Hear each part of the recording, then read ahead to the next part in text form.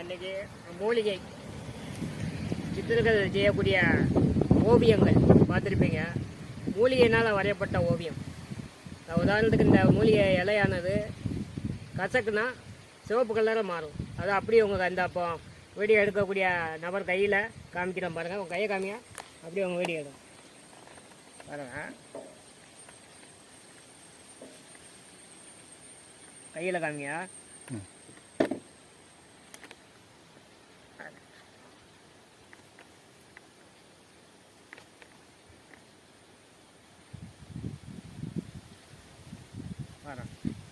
இந்த மாதிரி கலர் வரும். ஒவ்வொரு மூலிகைக்கும் ஒவ்வொரு கலர்கள் உள்ளது. அதை கண்டுபிடித்து தான் ஓவியங்கள் சித்திரங்கள் வரையப்பட்டுள்ளது. குறிப்பிடத்தக்கது எங்கன்னு பார்த்தீங்கன்னா நம்ம குற்றாலம் சித்திர சபை என்று அழைக்கக்கூடிய தென்காசி